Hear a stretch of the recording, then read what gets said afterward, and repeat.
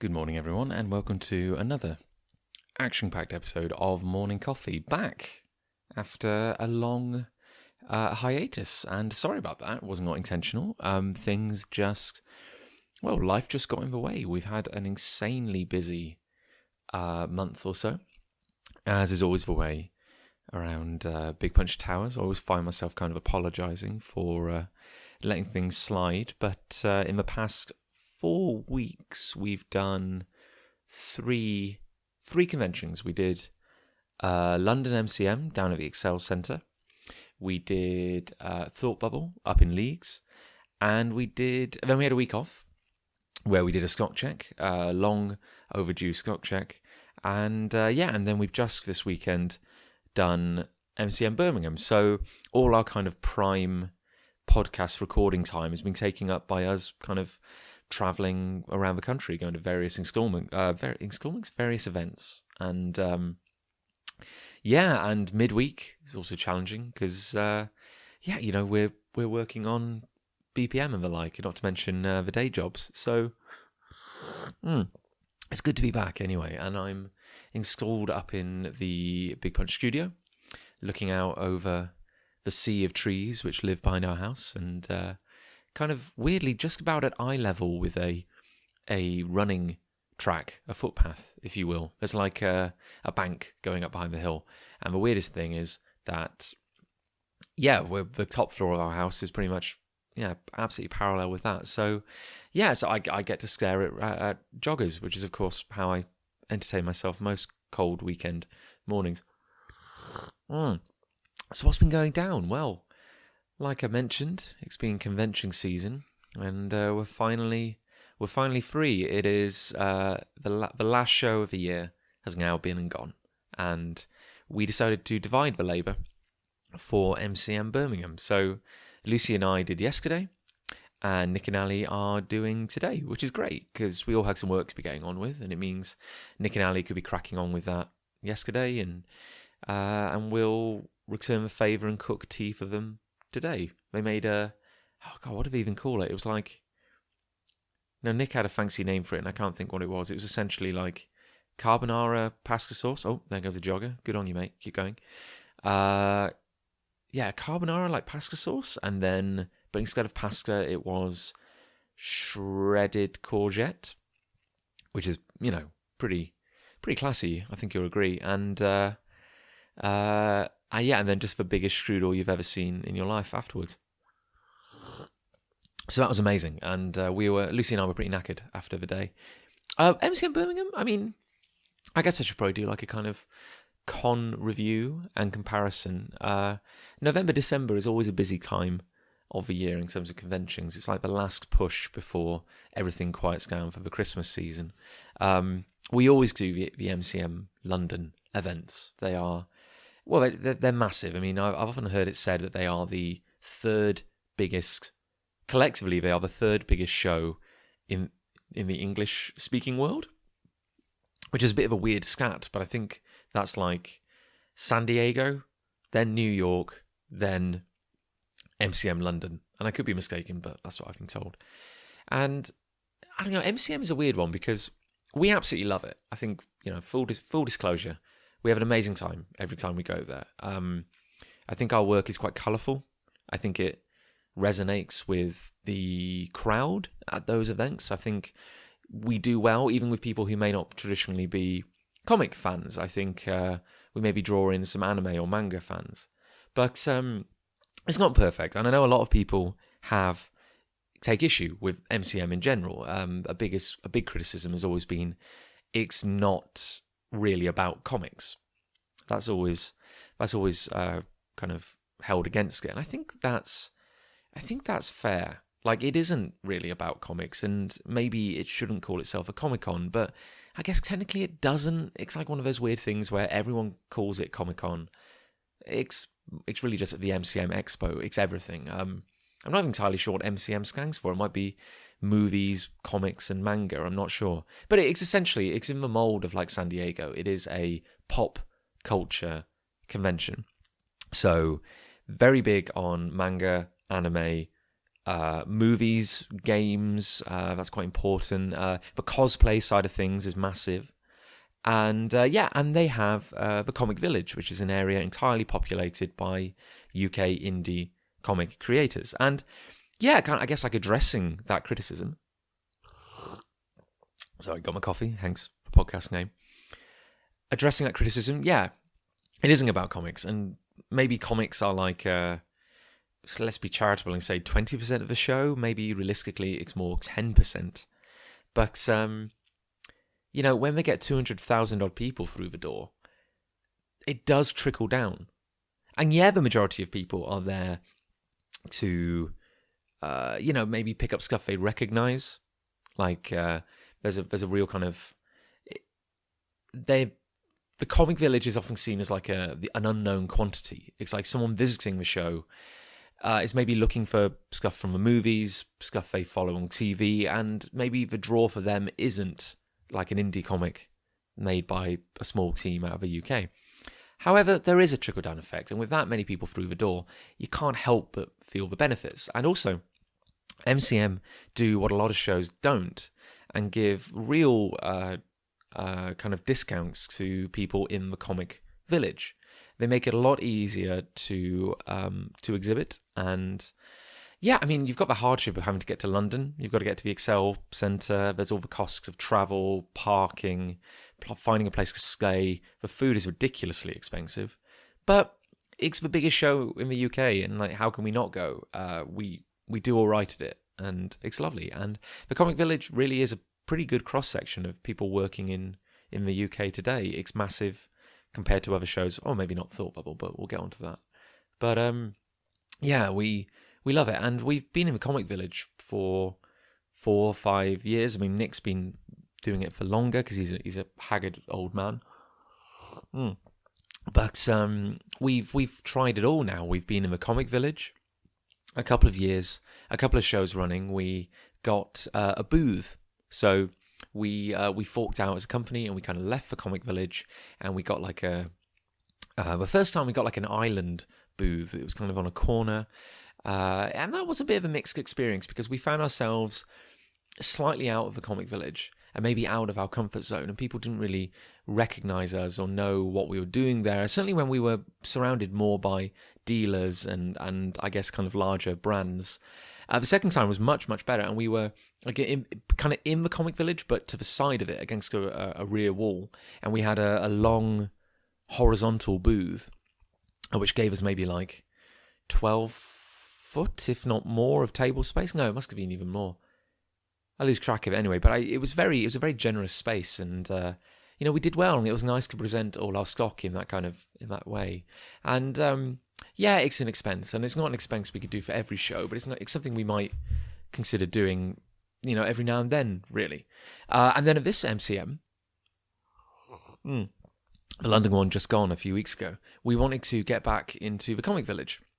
But, and I guess this is one of the negatives, the, pardon me, every table in the Comic Village sold out in about 5 minutes. And it's our failing, really, for not getting in there and booking earlier. But, I don't know, I guess you'd hope there'd be you hope he'd be a bit more forgiving than the first 5 minutes. And we set alarms. We knew the booking went live at like a 5 p.m. or something like that. It was an odd time, and we've missed it in the past because we were at work. And then this time we missed it because we were watching Hellboy, which is not a great excuse, I know, but I set alarms. I heard my phone buzz in the distance. I didn't think anything of it. I ignored it. I carried on watching the film. We had a break, went to get a cup of tea, went to check the phone, looked at it. What was that alarm? Oh, heck. Booking went live an hour ago. Let's go book now. And we run and book. And of course, we're far too late. And we would have been far too late 5 minutes after the time it went live. We should have just been hovering over the keyboard. And, I mean, I've got to say something to the popularity of MCM. Like, people want to be there. And there's such a rush to get a table. Now, the alternative is something like Thought Bubble, where it's curated. where you have to apply to get in, where you have to kind of prove your worth. And that's an odd system as well, because people can't help but fall through the cracks in that system. And I know there's been odd situations where we've known people not get in, and you think, well, why the hell not? We see them at every show. They are established names. Like, why were they? What criteria do you have to meet to get in? So I'm not saying that going curated is the way forward, but maybe just, I don't know, a bit more leniency. I swear it's gotten worse over the years.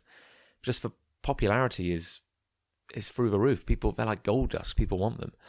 And so, because we couldn't get in, and frankly, we didn't want to pay for a booth again, because, that was like a every now and then kind of expense. We're not made of booth money all the time.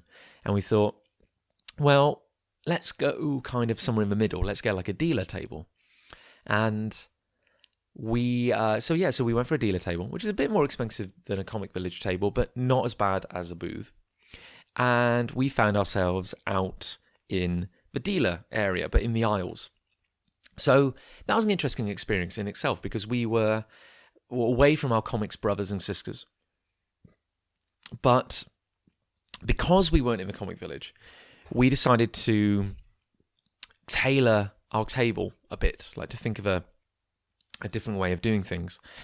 And we're lucky in that we do have some products which I guess have a slightly broader appeal than comics. Like, we had our card game, Sandwich Masters. So we decided to really push two things at the show: Sandwich Masters and Catamaran. Because Nick had recently got Catamaran back into print. He'd done some beanie hats, he'd done some mugs, he'd done a whole host of merchandise. And the idea was that we would, just kind of push our more merchy things. And they did really well. We did really well. It was a fun show, and it was nice to try something a little different. Now, the question is, would we have done as well if we just led with our comics? And the answer is probably maybe not, because you're in a very different environment to the Comic Village. So I guess cons, you're more, a con and a pro, not a con as a convention.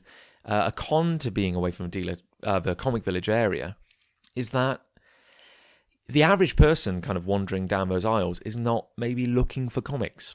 They're looking for merchandise, because really merchandise is one of the real winners at MCM. And I guess a pro was we were actually attracted an audience we wouldn't normally have done. Like, people were coming down the aisles, they'd look at our stuff, they'd see Catamaran, which is instantly people just love it, they go crazy for it. So Catamaran did really well. They saw Sandwich Masters, and that did really well. But the thing that seemed to blow their mind was when we said we created this stuff. Because we were surrounded on either side by people selling, I guess, kind of just random merchandise. They had no connection to it. They hadn't made it. There are people crafting stuff out there, but really a lot of people, it was just, I've bought a job lot of Pikachu plushies on Amazon, and now I'm selling them for a 1,500% markup. It was crazy. So people in that area of the show just weren't used to meeting creators. Now, whereas in the Comic Village, you're surrounded by nothing but creators. People have to know to go in. But if people want to venture into the Comic Village, they're not going to be surprised to find people making their own stuff. Whereas we were kind of like a fish out of water, and it surprised people. And we were lucky in that people just respond very well to Sandwich Masters and Catamaran.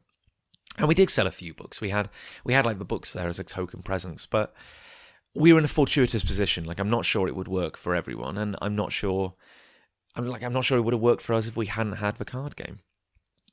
But no, MCM is a weird beast, and I enjoy it, and we're fortunate enough in that we do seem to sell well.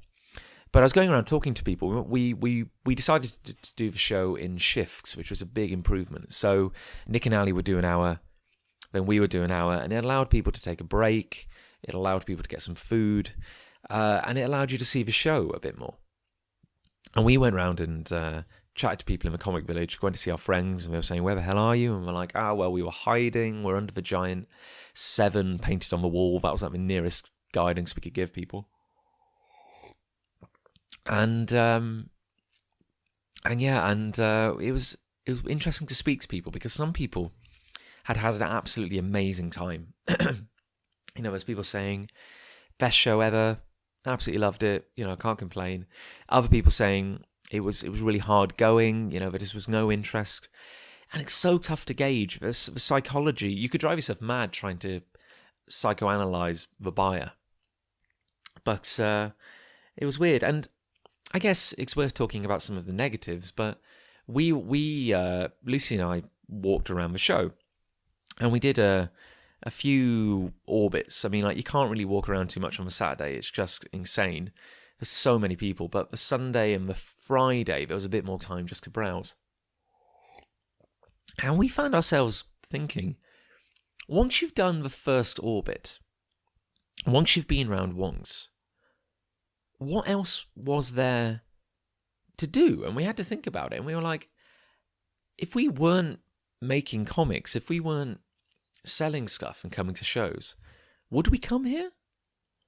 And I'm not honestly sure if we would have done, because I think my interest has always been comics. I mean, surprise, surprise. So for me, if I went to a Comic-Con just as a punter, not as a creator, the draw for me would be going to the Comic Village. And if I was going as a visitor, I might actually bring, some proper spending money. And I'd be like, well, I want to go and I want to grab great books. That would be my thing. But the rest of the show, and Comic Village is a tiny, tiny percentage of the total floor space of this event.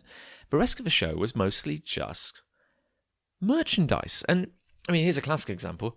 We were walking around, and not too far from our table, I saw a stall selling Lego figurines. But they were all custom Lego figurines of superheroes. And I know Lego are doing tons of superhero figures at the moment, but these were very obscure custom-made ones. And it had a sign kind of saying, look, not official Lego, but it's completely compatible with Lego. You probably wouldn't know the difference if you looked at it. And I had a... Pardon me. I had a closer look at them, and yeah, they were a little, ever so slightly rough around the edges, but they were really, for what they were, I thought they were quite nice. Like you could get a Mysterio Lego, you could get a Colossus Lego, and I was thinking, wow, this stuff, Lego can't be putting this stuff out. That's really cool. And I remember thinking, oh, this is awesome. Like the spirit of crafting is alive and well, and someone has made all these custom Lego figurines, and now they're selling them. Good on them. But then we walk on and we go we carry on and we go further down the row. And there is another table selling custom Lego figurines. And not just any custom Lego figurines. The exact same ones, even down to the display case. So these are all knockoff custom pieces of heroes that wouldn't normally be made into Lego. But they've got Mysterios. They've got Colossi. And it's like, oh, good grief, they've just bought a job lot, haven't they? They've just found some online retailer who was pumping out hundreds of these things, and they've just bought them and they're just selling them. And it completely shattered any illusion I'd had of creativity. I mean, the guy at the table next to us, he was a lovely chap. He was very, very young. He looked about 15, and I apologise if he's listening. The chances of that are very unlikely, and he's 18, but he looked young. And he was manning this stall selling nothing but Pokemon plush toys. And every now and then, an adult, I assume he looked like his uncle or his older brother or something, would run up, kind of bark some instructions at him and say no, do this differently, pick up a load of stock, dump a load of stock, and then move off. And we chatted to him, the young lad. And it sounded like, he said something like they had 5 different stalls dotted around the show. And they had the same kind of van load of stock, but they were just selling it at these 5 different tables. And I think they had a family member on every table kind of manning it. And then this one guy, the mastermind, kind of running around between them. And he'd run over and he'd go people are going crazy for Pikachu in the South Hall. And he'd grab a whole handful of Pikachu and run over and, pardon me, and drop it on a different table. So it was really, I mean, that's pretty cynical, right? That's not just me. And it was actually kind of sad to see the same stock on every table, or the same stock on every other table. it's like a Scooby-Doo background. It's like the same three skulls just repeated over and over and over again. And then you get this odd little gem and you find something amazing. I mean, a positive for us was we met a really nice couple of ladies who were championing this whole range of action figures about kind of like badass female characters. And it was very early stages of development. They were called, it's terrible, I'll have to put a link in the description, but I think they're called Valerian Toys. And they were remarkable. And they only had some prototypes, but a few books, kind of, again, prototypey kind of concept stuff and prints. But it was really cool. And that was really kind of inspiring to see, because they were a real passion project. They were doing something different. I mean, I don't know many people, if any, working on action figures. And it looked like a really awesome kind of Saturday morning cartoon you'd not seen yet. And it's like, you see that and you think, oh, great, that is the absolute spark, the initial spark of creativity. And in a year's time, they're going to be even bigger. In 2 years' time, they could have taken over the world. And that was really cool. But going around the rest of the show, I mean, I don't want to be rude, but there's a lot of tat. A lot of tat. And it's weird to think that the show is getting bigger and bigger and bigger each year. But maybe like 80% of it is just retailers selling the same kind of stuff. And if you were very cynical and just wanted to make some money, I think you could do a lot worse than just find some kind of wholesaler online, buy a ton of Pikachu keyrings, buy a table and just sell them. Like, you don't have to have any connection to them. Like, people will just, like, lap them up. They'll go crazy for them. Oh, time for a refill. Pardon me. Just grabbing my thermos.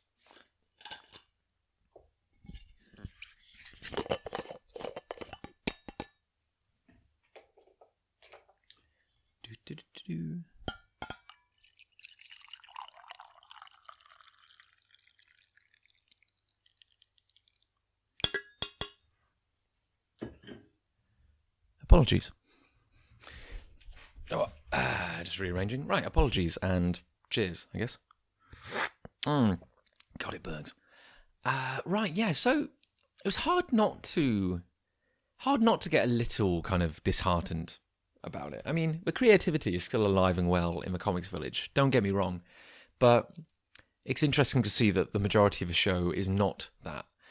And then, of course, there's the stuff that really kind of grinds my gears, I guess, and it's been in the news a lot. I say the comic news a lot the last year, and I know a lot of shows in America are clamping down on it. But it's like these print farms, and they come in like different flavors. And they're never in the comic village because, well, you know, that just wouldn't fly there. They're not artists at all. But you get the first kind of wave you seem to get are people just selling like comic prints. So they've just kind of it's like, here's a picture of Batman drawn by Jim Lee, and we're selling it on an A2 piece of paper.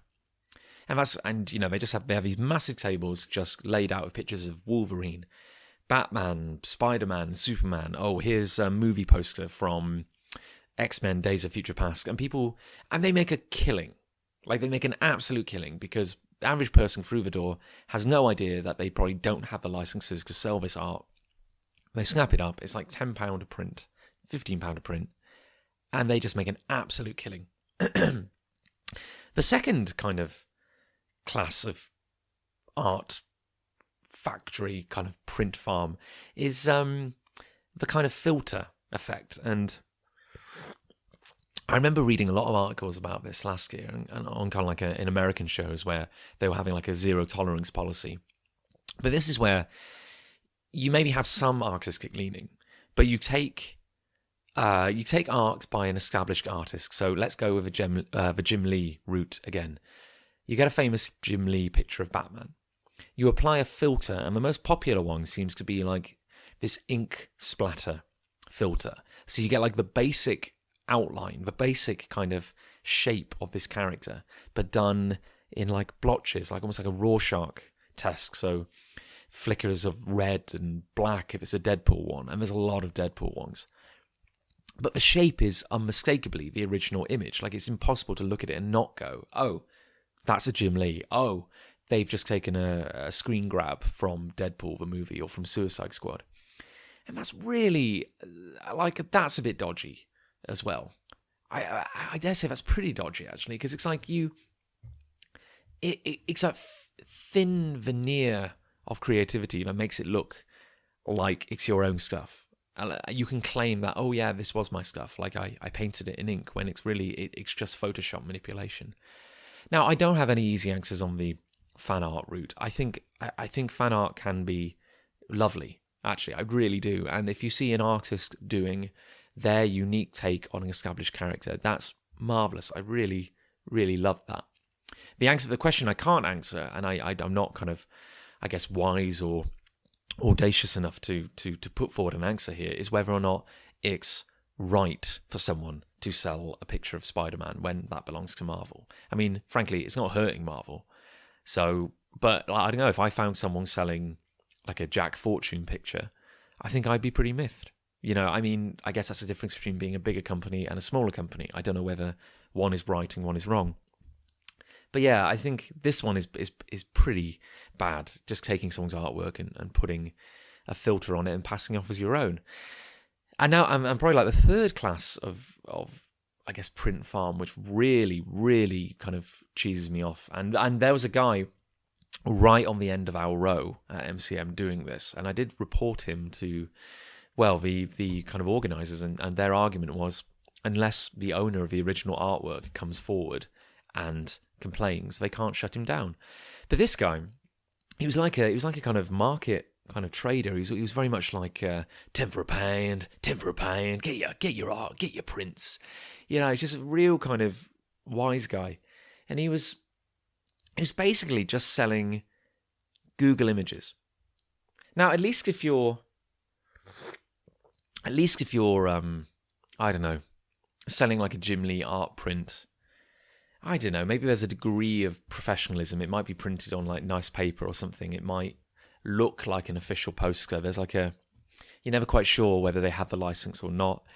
This guy did not have the license, and the reason for that is that he was selling stuff off DeviantArt, which has got to be the lowest of the low. I mean, a classic example is I think it was a meme, it went viral, but I don't know the artist's name, but they did a really cool picture of all the Disney princesses, traditionally shown as like, you know, perfect and beautiful and flawless, but all kind of gurning for the camera. It's like the second photo after they take their promo piece. So it was a really amazing picture because they're all pulling funny faces, we're all being human and silly, and it's really nice. And you know, you see it everywhere because it was shared a lot. This guy was just selling that on a print. You know, that's really dodgy. It's like I always keep an eye out for as two of my friends, Comfort Love and Adam Withers, who are a husband and wife art team basically out of America, and I've done some work for them in the past, but they do amazing kind of fan art of Marvel and DC characters, and they almost worked for Marvel, I think, once upon a time on New X-Men and Ultimate X-Men, but their work is lovely, and I've seen their work used to promote a local nightclub in my hometown. Like someone had just Googled, you know, superheroes or something, and yeah, it's just the first thing that comes up on your hits. And I mean, that's probably the most cynical thing I can imagine. Just doing a Google search, no thought for licensing, no thought if this is official artwork. But I mean, selling someone else's fan art, that's got to be the worst. Worst one is when they take like a screen grab or just oh man, it's dodgy. It's dodgy as hell. It's really bad. And I don't know, I think maybe the impetus is on the shows to do a bit more about it, to actually kind of crack down on it. Because, I mean, you could always argue that, like, I guess the counter argument is that it doesn't take anything away from you. Like, if someone's coming to the show to buy a Spider-Man print, they're going to buy a Spider-Man print anyway. You know, if they were coming to the show to buy an indie comic, yeah, maybe they come and see you. I guess that's a counter argument.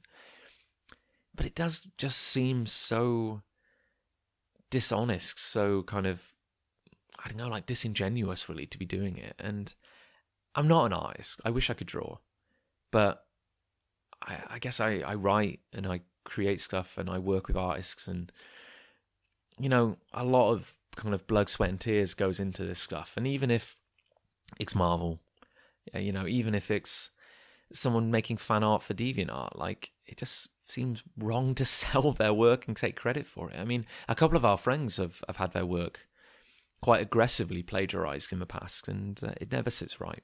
It doesn't sit right with anyone once they're kind of called out. But I don't know, maybe it's part of pop culture growing up a bit, where we need to address these things and assume that just because something's online, it doesn't mean it's in the public domain. Anyway, that's John getting off his soapbox. But yeah, I guess it turned into a great big MCM discussion, which was not my intention. A really weird thing about MCM is probably the cosplay. And I don't, now, disclaimer, I do not mean that in a bad way, because I love the cosplayers. There's a lot of negativity, I think, and sometimes it's like, is a show about comics or is it more about people dressing up? And I agree, it's a problem. It's a problem in the sense that I think someone described it best. It's like Comic-Con or any convention is becoming like a carnival. It's becoming like the circus. And people go there to dress up, to take in the sights, to see and be seen, to wear their costumes, to have a big party. And it's very hard to run a bookshop in the middle of a carnival. And it always struck me as the best example of what's right and wrong with conventions at the moment, because I love MCM because it's big, it's colourful, it's full of young people having an amazing time. But I guess the hard part is that I would say there's a shifting demographic where the majority of people coming to shows now are really not interested in buying. And maybe that's because, the tickets are so expensive anyway. Like, you have to fork out so much to get into these shows as a punter. Certainly like MCM, where once you're in, surely you're just paying for the price of admission, just to get in and be there. And, people go and they take photos and, you want to see all the cosplayers and get snaps and selfies, and that's wonderful. But it gets harder and harder to call it a Comic-Con. And I think that's where a lot of people are taking issue with it all now. And I think if you called it a pop culture show, I think you could do a lot to kind of alleviate some of the, ill will that might be kind of growing. But we see, and Nick and I have spent a lot of time talking about this, and we think I've always said that, like, in a few years, someone's going to write a really interesting kind of doctoral thesis about it. But the weird part is that we're noticing this new kind of demographic, and maybe, like, if you could profile a kind of new age, new wave kind of Comic-Con attendee, we get they're kind of young. It's kind of like mid to early teens. They're dressed up to the nines as their favourite anime character. And it's maybe like their first show away from home. And they're just high on life. I mean, like, they're there, they're seeing their friends and making new friends. It's like this weird, very alternate community where it's like, for one day a year, everyone can just go and wear whatever the hell they want. There's no judgment, or there shouldn't be on the face of it. There's no judgment. Everyone just has an amazing time, and then they go home and they don't sleep for a week because they're just so pumped on it all.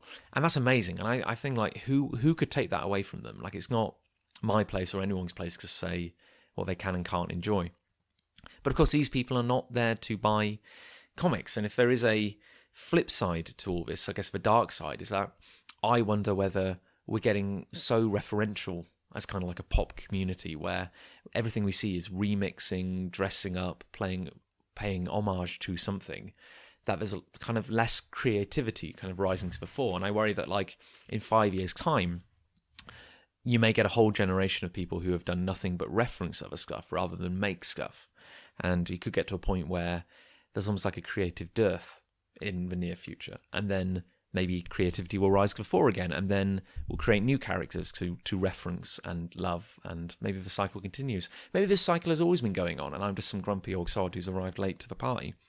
But hey, like I said, there's no easy answers. And this is just kind of like the pros and cons and the ups and downs and just the different various observations we've made in going to these shows. Because it's like they're having such a good time. Like, who are we to moan about it, really? And there's got to be a kind of happy medium to engage everyone, be they the people there to buy stories and the people there to attend the carnival. A great thing I noticed at, like, I want to say like the first time we started going to MCM was this idea that like you have thousands of kids, and it is like maybe their first time away from their parents, their first time away at a show, but they're too young to drink, or they're too young to party. And so, and if you've ever been to the Excel Centre, you know what I mean. The Excel Centre is this great big hulking aircraft hangar, this behemoth of a building. And then kind of, you go out one entrance, there's little steps down, there's like a kind of like a little courtyard area, there's some greenery, and then there's like a few over-expensive restaurants and bars where everyone ends up going to eat. But after a show, all the jaded comic creators who are exhausted, kind of world-weary, just kind of, you know, dead around the eyes following like this massive show, they just want to drink. Like they want to drink, they want food, they want to just kind of unwind for a bit. So they all hit the pub. So you get all these kind of people just kind of putting the world to rights, getting drunk. And then across the road, you have this kind of shantytown assembling of all these kids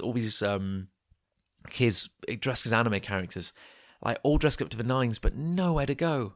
You know, they're too young to drink legally.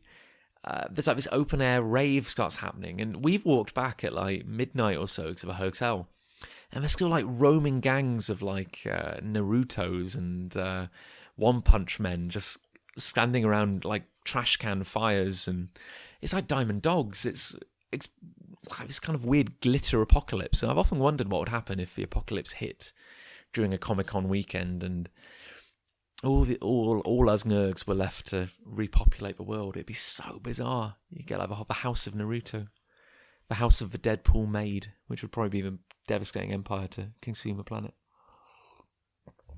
But yeah, that's MCM. I mean, I guess the odd sister show to MCM in that it takes place in the same venue is London Super Comic Con, which was actually my first ever show back in February 2012. It was its first year. It was a hell of a start, actually, because, pardon me, I spent 2011 going around shows, fact-finding, learning as much as I could. And then news was going around that this show, the London Super Comic Con, was starting up. It was the first one of its kind, and it was going to be in the Excel Centre. So it was going to be like MCM, but it was going to be pure comics.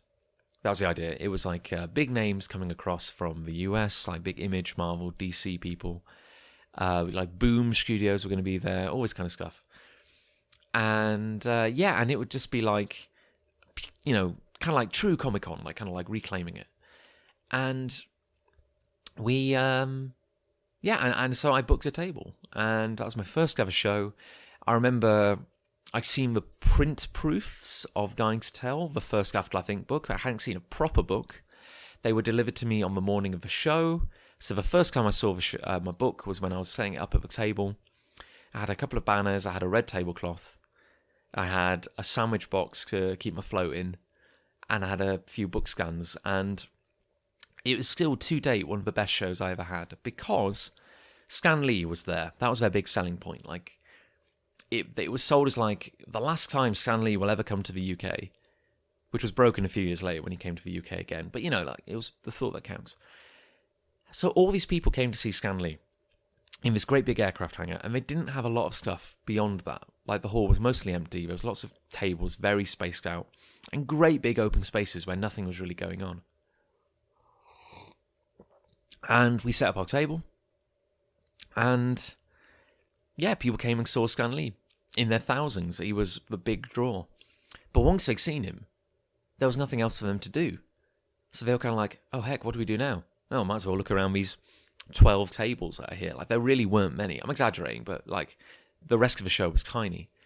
And we sold really well because these people had nothing else to do. I don't want to claim it was because the book was really good, but like, we were brand new. They'd never seen us before. They had nothing to, it's not like we had a following or anything, but we sold well and it gave us this kind of amazing boost to carry on doing what we do.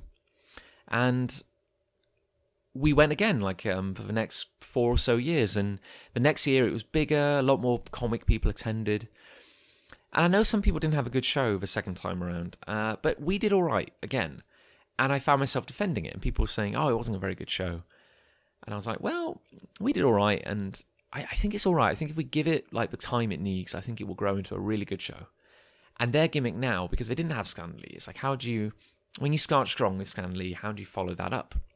So they started saying that their idea going forward would be, the famous people, the really big names, would be mixed in equally with the indie people. So everyone would just have a table alphabetically, regardless of, their fame or stature. And it was based on discovery. So the idea is that people would be looking around, they'd be looking to I don't know, maybe see, oh, this is terrible, I can't even think of like a famous person now. They want to meet Jim Lee. Jim Lee's my go-to famous person. They want to meet Jim Lee.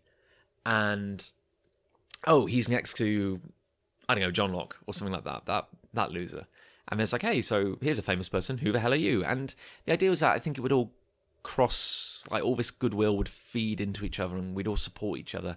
And it was good. And they did this for a couple of years and it was enjoyable. It was. And every year, despite people maybe being a little unhappy and saying, oh, it's not quite as good as MCM, I'd always defend it. And the counter-argument was always, it's about comics. Like, it's pure comics. So happy days. I mean, and then, I don't know, like, stuff, there was some odd, we started to get some odd vibes from it. Like, one in the plus column was, the staff were always incredibly helpful. Like, just some of the most lovely helpers you could imagine. And they'd assign, like, one person per aisle to make sure everyone was happy.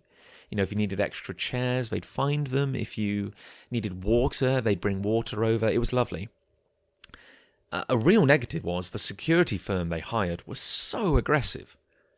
You get over Tannoy, it would go like, attention everyone, it's 5 p.m.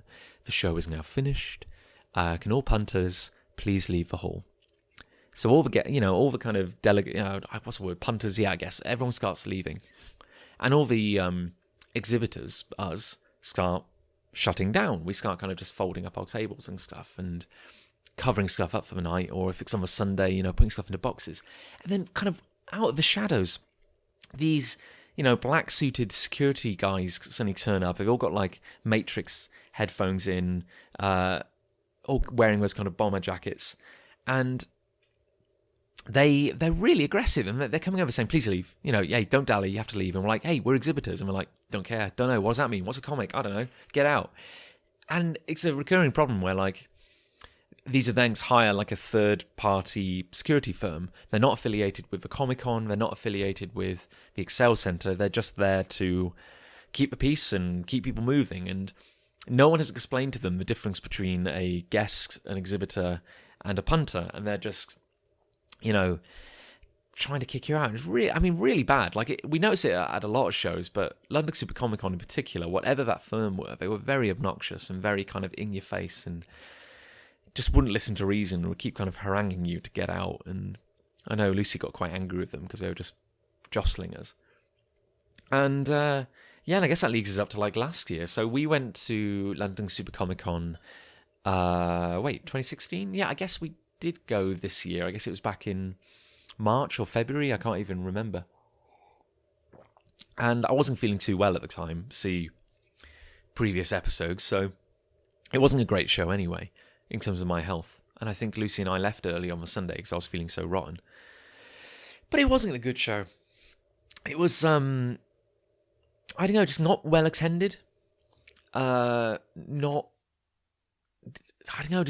no interest. And I guess it's not the fault of the organisers, maybe, if people don't turn up. But you think you're going to what is kind of like an MCM venue. You expect, you hope things will be on a par with MCM, and this is a big difference. Like, I mean, there's a lot of criticisms to be leveled at MCM, I think, but they get people through the door, and there's a lot of people there to have a good time, and it's a good vibe, and that feeds down into the creators, like I said earlier. But London Super Comic Con, there just wasn't anything going on. And I know people were happy. There were some kind of comics, very pure comic people who were saying, this is great, it's all about comics, I can find what I want, I can meet the people I want to meet. But as an exhibitor, it just wasn't worth your time. I was thinking, why are we here? And the biggest sticking point, I think, is that every year the price of a table had gone up. Every year it got more expensive. And I may need to look back into my records and try and work out exactly when this trend started and what it was originally. But I know there was a massive price hike between 2015 and 2016. And 2016 was quite expensive. And it went from, well, look, if you wanted a table, it was £110 for the table itself, £30 for a second exhibitor pass. They didn't even give you 2 exhibitor passes per table. And then £10 for a second chair. Or £10 for a chair, come to think of it. I don't think they gave you any chairs. And it was like, oh, good grief, like this is outrageous. They're milking us for cash. It's only when MCM will give you these great big discounted tables just to make it easier for you if you're in the Comic Village. And I remember emailing the organisers or trying to get through to the organisers. I got as far as one of their kind of promotional people. And I said, look, can you please pass this on? I mean, let's be honest, no one's going to listen. But I wrote a letter saying, please be aware, yours is now the most expensive show in the UK to attend. And that's true. And we have the kind of figures from the other shows we've been to. And prior to that, the most expensive show I'd ever been to was Kapow, Mark Miller's odd little venture in Islington, where that was 150 quid for a table. And that was and we sold all right, but still very expensive to get in. And also another complaint about Kapow was that if you weren't famous, you were pretty much treated like dirt under their shoe, really. Like you were just, all the indie creators were just kind of shoved in the corner and were not thought about. I always remember being slightly bugged by the fact that they had all these promotional photos afterwards showing everyone having a good time, and not a single photo was of the indie section.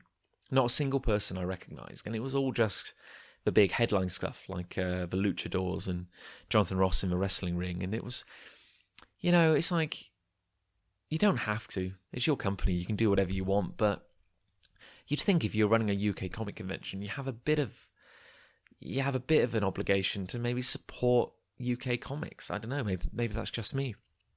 But yeah, and so you kind of saw London Super Comic Con going that same way. So I wrote a letter to them saying, the organisers saying, I hope you realise just how expensive your show has become and how you might be pricing people out of the show. And of course we never heard anything back because, why would they? I'm just some idiot. They have no, they're not going to reply to me. But now the news this year is, we were already discussing not going next year because it just wasn't worth our time. And now the news out this year is that they are moving venue. So clearly they can't afford the Excel Centre anymore. And they're now going to Islington, to the site of the former Kapow. And the other news coming out is that it's moving to August rather than March, which I think means it clashes with the Melksham Comic-Con. And sorry, we just have too much of a connection to Melksham. I don't think we're going to pass that up to go to London Super Comic-Con. But it's moving into the same venue that Kapow was in, which was already an expensive show. But apparently they can't afford, why would you leave the Excel Centre? That's what I don't know. It's like, the Excel Centre is it's a little far out, but it's also like the number one convention centre in the UK. Like, you'd think you'd want to be there.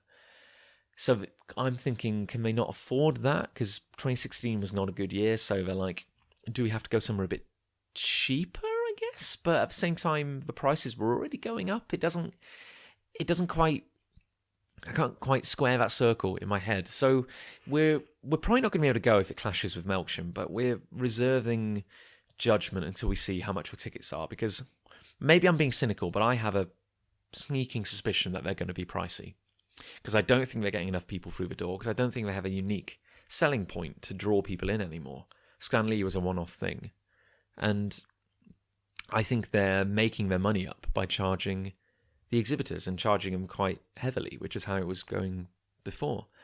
So yeah, I mean, it's hard making these comics. You've got to look for savings wherever you can. It's not an easy industry.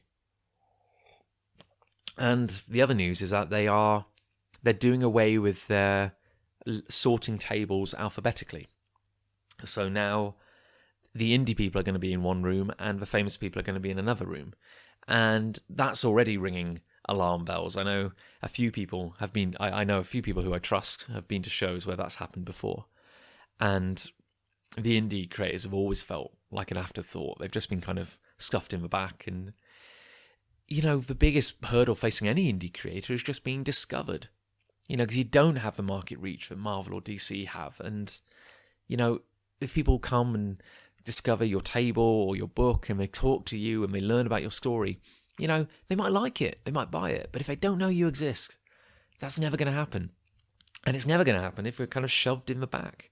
I mean, thankfully we dodged a bullet, but I remember people talking about some disastrous Cardiff show where all the indie people were shoved in some back room, which was only accessible through some, oh good grief, what was it, like some fire escape or something, and no one came that way, because why would they? And I don't know. I mean, you've got to, maybe I'm wrong, and I'm very happy to be proved wrong. The vibe you're getting is that kind of indie comic creators were nothing but like money bags, or, just cash cows to be milked. And once we're in the door and we've got a table, it's your fault if no one turns up and you don't sell anything. So, I don't know. We've got to be selective. And I think that's really the message we've been learning the past few years, because we've been like hitting as many shows as we can. I mean, I thought this was going to be quite a light year, but we actually look back at it and I think we've done like 11 shows this year, and it's wonderful.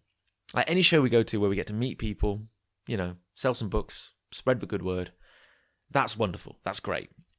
But not all shows are created equal, and I think you've got to be very careful and selective about the shows you go to, because you can't just keep throwing money at a problem and hope it fixes itself. I'd rather go to 2 really good shows than go to 10 mediocre shows and just cripple myself with the expenses. So yeah, there we go. That's John's ill-informed, hateful opinions on shows and comic shows. But yeah, so we have now, anyway, incredibly meandering. I didn't know where this podcast was going to go, but there we go. I've ended up talking about conventions. I hope it's proved useful in some way. We're done now for the year, so that's all our shows done. The next one will be True Believers in February, and we're already talking now about just rebranding a lot of the stuff on our table and finding new ways to make it interesting and fresh. We'll have a new Afterlife Inc. book out, hopefully, he said, in the first quarter of next year, which is very business speak, but I know we have a lot of other commitments on, and we're aiming for March, but it's kind of dependent on a few other things falling into place, so need to get cracking on finishing that off. But I think it'll be a good opportunity to refresh some of the displays, refresh the tablecloth, just think about a way of making all our books look really kind of popping on the table. And I've got a grand scheme to make a kind of a model of the Empyrean to have on the table, and I have ridiculous plans for that. And because I need a hobby which isn't writing at the flipping computer or shooting things on Overwatch, I'm thinking a bit of arts and crafts over the new year might be good. Plus, at Birmingham yesterday, we just put up the Afterlife Inc. banner and it sheared off. So, these things are only 25 quid on eBay. They are not made to last forever. This is the first one we've had which has actually just torn itself apart. So, yeah, an excuse to rebrand, kind of refresh, and then face the new year with, I don't know, fresh energy and hopefully a brand new book to kick ass. So yeah, thanks for listening, guys. I hope you've enjoyed your morning coffee and this little waffle of mine, and I will see you in 2 weeks' time. Goodbye. This podcast, and others like it, is made possible thanks to our wonderful backers on Patreon. To support Big Punch Studios as we make comics like Afterlife Thinking 7-String, games like Sandwich Masters, and podcasts like the one you've just been listening to, head on over to www.patreon.com/Big Punch Studios. For just $5 a month, not only will you help make everything we do a reality, but we'll also send you 4 copies of Big Punch magazine a year. That's over 180 full-colour pages of comic action, featuring Cuckoos, Orb, 99 Swords and Catamaran, delivered straight to your door. This has been a Big Punch Studios production. For all things Big Punch, be sure to head on over to www.bigpunchstudios.com.